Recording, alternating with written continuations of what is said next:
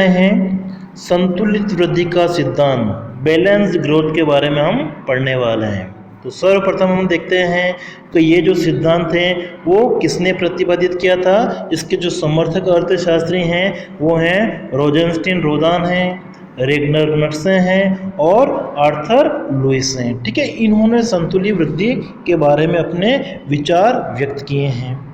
तो हम सबसे पहले देखते हैं कि संतुलित वृद्धि का सिद्धांत क्या कहता है। ठीक है, ये जो हमारा सिद्धांत है वो क्या कहता है कि अर्थव्यवस्था के जो विभिन्न क्षेत्र हैं उन सभी क्षेत्रों का एक साथ विकास करना चाहिए। ठीक है, सभी क्षेत्रों का अगर एक साथ विकास होगा तो इससे अर्थव्यवस्था की विकास की गति क्या होगी, बढ़ेगी।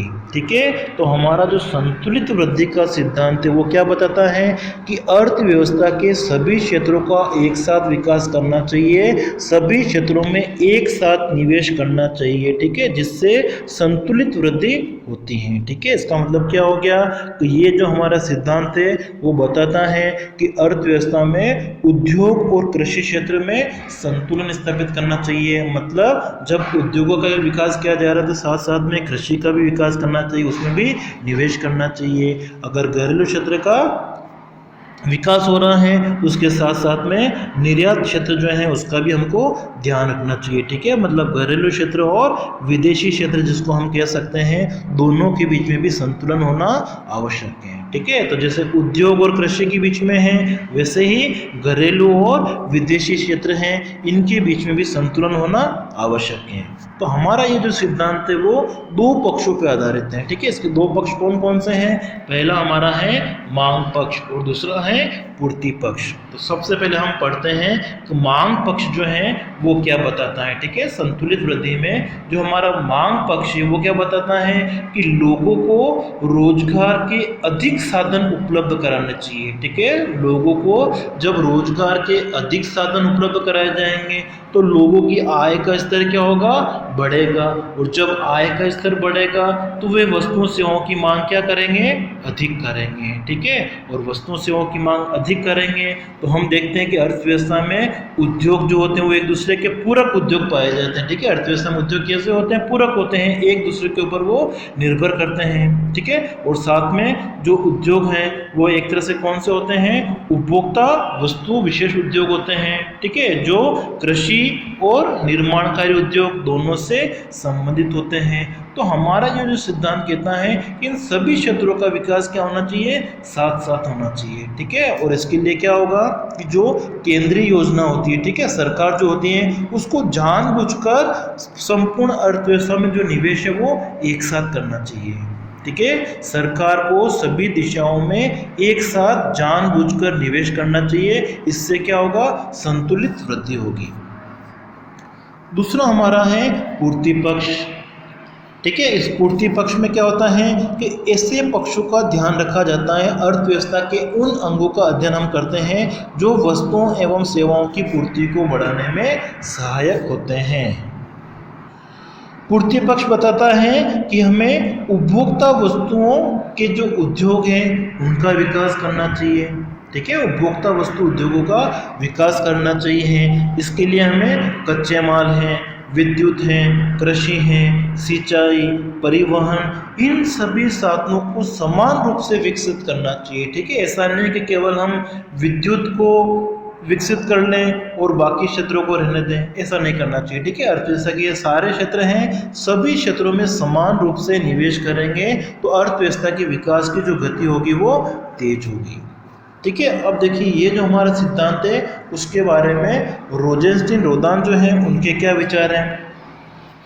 तो सर्वप्रथम संतुलित वृद्धि के बारे में जो विचार दिए थे वो रोजेंस्टीन रोदान ने दिए थे, और कब दिए थे, 1943 में। ठीक है, लेकिन इन्होंने संतुलित वृद्धि शब्द जो है उसका प्रयोग नहीं किया था, लेकिन इसके बारे में उन्होंने विचार दिए थे। और इन्होंने क्या बताया कि जो सामाजिक सीमांत उत्पाद हैं SMP, ठीक है, का निवेश उसके निजी सीमांत उत्पाद PMP से अलग होता है। ठीक है, इसका मतलब क्या हो गया कि जब SMP में निवेश किया जाता है, वृद्धि होती है, तो अर्थव्यवस्था की वृद्धि दर क्या होगी, अधिक होगी। ठीक है, मतलब ये क्या बताता है कि सामाजिक जो निवेश है वो बढ़ना चाहिए, ठीक है। और जब ये बढ़ेगा तो इस स्थिति में अर्थव्यवस्था की जो विकास की गति होगी वो क्या होगी, अधिक होगी। किसकी तुलना में, पीएमपी की तुलना में, ठीक है। पीएमपी हमारा क्या है, निजी सीमांत उत्पाद है, ठीक है। और एसएमपी क्या है, सामाजिक सीमांत उत्पाद है। तो जो सामाजिक सीमांत उत्पाद है उसमें निवेश अधिक किया जाना चाहिए, उसमें अगर वृद्धि होगी तो अर्थव्यवस्था की विकास की गति क्या होगी, तेज होगी। ऐसा कौन बताते हैं, रोदान। दूसरा है नर्सरे जो हैं वो इसके बारे में क्या विचार देते हैं, ठीक है। वो क्या बताते हैं कि विभिन्न उद्योगों में पूंजी निवेशों की लहर जो होती है उसी को क्या कहा जाता है, संतुलित वृद्धि, ठीक है। बहुत सारे उद्योग हो सकते हैं, तो विभिन्न प्रकार उद्योगों में यदि पूंजी का निवेश किया जा रहा है सभी में, तो उस पूंजी निवेश को क्या कहा जाता है, संतुलित वृद्धि। मतलब सभी उद्योगों में निवेश करेंगे तो वही क्या है, संतुलित वृद्धि है, ठीक है।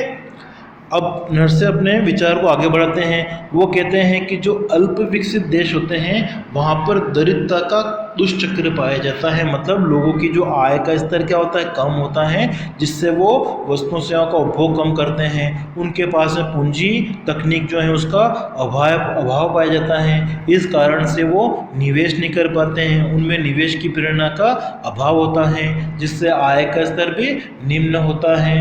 क्यों, क्योंकि वहाँ पे बाजार भी क्या होते हैं, एक तरह से सीमित होते हैं, ठीक है। तो जो नर्सरे हैं वो क्या बताते हैं कि अल्प विकसित देश जो होते हैं उनमें दरिद्रता पाई जाती है, लोगों की जो आय का स्तर है वो कम होता है।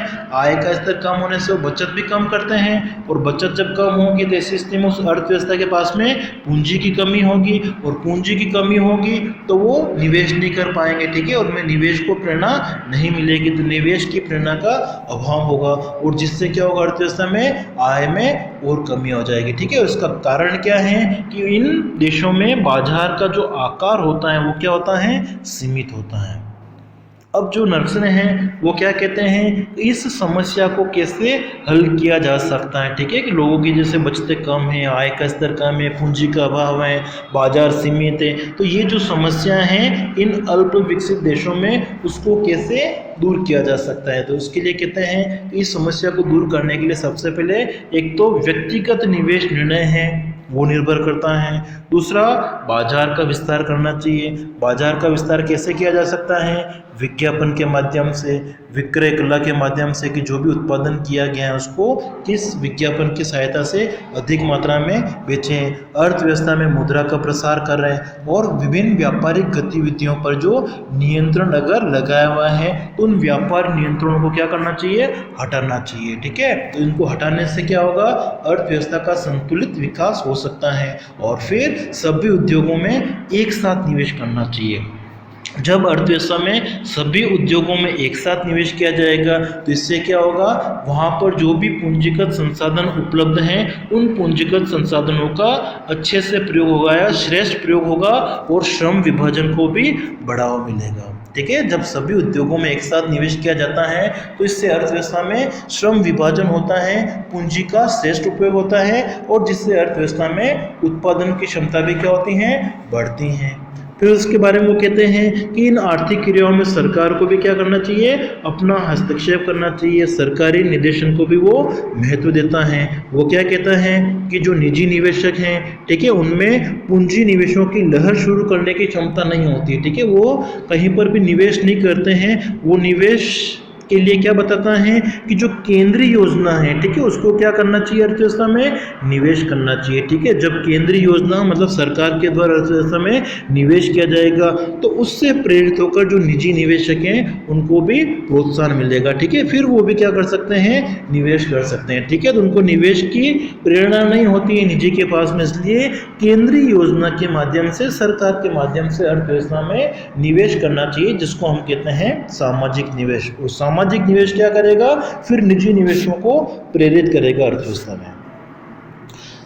अब हम इसका जो अध्ययन है दो तरीके से कर सकते हैं, ठीक है। जैसा कि हमने पहले पढ़ा था कि कृषि और उद्योग दोनों में संतुलन होना आवश्यक है। क्यों? क्योंकि दोनों एक दूसरे के क्या होते हैं, पूरक होते हैं। यदि दोनों में समान निवेश नहीं होगा तो अर्थव्यवस्था का संतुलित विकास नहीं हो सकता है, क्योंकि कृषि जो होती है वो उद्योग और उद्योग जो होते हैं वो कृषि, दोनों एक दूसरे के ऊपर निर्भर है। यदि अर्थव्यवस्था में उद्योगों के ऊपर ज़्यादा ध्यान दिया जाएगा, ठीक है, अगर उद्योगों में ज़्यादा निवेश कर दिया जाएगा तो उद्योगों में ज़्यादा निवेश करने से क्या होगा, कृषि उत्पादन नहीं बढ़ेगा, और कृषि उत्पादन नहीं बढ़ेगा तो जो कृषिगत पदार्थ हैं उनकी कीमतें क्या होगी, बढ़ेगी, और उनकी कीमतें बढ़ने से अर्थव्यवस्था में मुद्रास्फीति की स्थिति उत्पन्न हो जाएगी, ठीक है। इसलिए वो क्या बताते हैं कि अर्थव्यवस्था में कृषि और उद्योग दोनों क्षेत्रों में संतुलन बनाए रखना आवश्यक है। दोनों क्षेत्रों में साथ साथ निवेश करना चाहिए।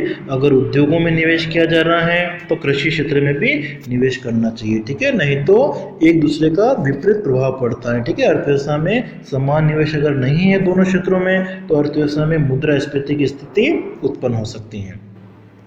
अब देखो, इसको समझाने के लिए हम एक डायग्राम ले सकते हैं, ठीक है, जिसमें हमारा ओ एक्स अक्ष है, इधर हमने क्या लिया, कृषि क्षेत्र में जो निवेश किया जा रहा है, और ओ वाई अक्ष पर हमने लिया है उद्योग क्षेत्र में जो निवेश किया जा रहा है। और हमारा ये जो पी वक्र है वो क्या प्रदर्शित करता है, निवेश संभावना वक्र, मतलब अर्थव्यवस्था में कृषि क्षेत्र और उद्योग क्षेत्र में जो निवेश किया जा रहा है उसके विभिन्न संयोग जिसका प्रयोग करके अर्थव्यवस्था में उत्पादन प्राप्त किया जा सकता है, ठीक है। तो पी हम कह सकते हैं कि ये हमारा राष्ट्रीय उत्पादन को प्रदर्शित करने वाला वक्र है। फिर रेखा चित्र में अगर हम देखते हैं तो जो ए बिंदु है वो हमारा क्या है, संतुलन बिंदु है। क्यों है? क्योंकि अर्थव्यवस्था में कृषि क्षेत्र में जितना निवेश किया गया है ओ से लेकर के बराबर उतना ही निवेश उद्योग क्षेत्र में हुआ है ओ से लेकर एम तक। तो दोनों क्षेत्रों में जो निवेश की मात्रा है वो क्या है, बराबर है। ओ के बराबर है किसके, ओ एम के, ठीक है, ओ के और ओ एम बराबर है। इसलिए यही स्थिति क्या होगी, अर्थव्यवस्था के लिए लाभदायक होगी, ठीक है। और ए बिंदु जो हमारा है वो राष्ट्रीय उत्पादन का स्तर है, मतलब कृषि क्षेत्र में ओ से लेकर के तक निवेश करना चाहिए और उद्योग क्षेत्र में ओ से लेकर एम तक निवेश करने से अर्थव्यवस्था का जो विकास की गति है वो अधिक होगी। दूसरा हमने कहा था कि घरेलू और निर्यात क्षेत्र या घरेलू और विदेशी क्षेत्र में भी संतुलन होना आवश्यक होता है, मतलब आयात और निर्यातों के बीच में संतुलन रखना आवश्यक होता है, ठीक है। जब अर्थव्यवस्था में क्या होता है, रोजगार का स्तर बढ़ता है, अधिक लोग काम पे करते हैं, तो इस स्थिति में उत्पादन का स्तर भी क्या होगा, बढ़ेगा। उत्पादन का स्तर बढ़ने से क्या होगा, आय का स्तर बढ़ता है, और आय का स्तर जब बढ़ता है तो लोग वस्तु सेवाओं की मांग क्या करेंगे, अधिक करेंगे। उस मांग को पूरा करने के लिए क्या होगा, आयात किए जाते हैं अर्थव्यवस्था में। और जब हम विदेशों से कोई वस्तु आयात करते हैं तो उनका भुगतान हमको करना पड़ेगा। अब भुगतान हम कैसे करेंगे, तो भुगतान की प्राप्ति कैसे होगी, जब हम यहाँ से कुछ वस्तुएं बाहर भेजेंगे, निर्यात करेंगे, ठीक है। तो आयातों का जो वित्त प्रबंध है वो किसके द्वारा होगा, निर्यातों के द्वारा होगा। मतलब हमको 100 रुपये का अगर आयात करना है, 100 रुपये की वस्तुओं का, ठीक है, विदेशों से, तो अब हमें विदेशी मुद्रा की आवश्यकता होगी, ठीक है। तो इसका भुगतान हम कैसे करेंगे, हमारे निर्यातों से जो हमको वित्त मिलेगा, ठीक है, निर्यात करने से जो विदेशी मुद्रा की प्राप्ति होगी, ठीक है। तो इसका मतलब ये क्या बताता है कि आयातों का भुगतान करने के लिए हमको निर्यातों के द्वारा जो भी विदेशी मुद्रा की प्राप्ति हो रही है उसके द्वारा करना पड़ेगा। तो इसका मतलब क्या हो गया कि जो आयात हैं और निर्यात हैं इनके मध्य में भी संतुलन रखना आवश्यक होता है, क्योंकि हम बाहर से जो भी वस्तु मंगाएंगे, आयात करेंगे, तो उसका भुगतान करना हमको पड़ेगा, ठीक है। और उसका भुगतान हम कब कर पाएंगे, जब हम वस्तुओं सेवाओं का निर्यात करेंगे। तो इसके लिए क्या जरूरी है कि अर्थव्यवस्था में जो घरेलू क्षेत्र हैं, घरेलू उद्योग धंधे हैं, उनका विकास करना चाहिए। घरेलू क्षेत्र में कृषि भी हो सकती है, उद्योग भी हो सकती हैं, उनमें उत्पादन को बढ़ाने का प्रयास करना चाहिए। जब घरेलू उत्पादन बढ़ेगा तो इस स्थिति में क्या होगा, हमारा जो घरेलू बाजार है उसका विस्तार होगा, और जो अतिरिक्त उत्पादन है उसको हम निर्यात कर देंगे, तो इससे विदेशी बाजार का भी विस्तार होगा, ठीक है। तो इस तरीके से हम देखते हैं कि घरेलू क्षेत्र और विदेशी क्षेत्र दोनों के बीच में भी संतुलन होना आवश्यक होता है, ठीक है। तो ये हमारा संतुलन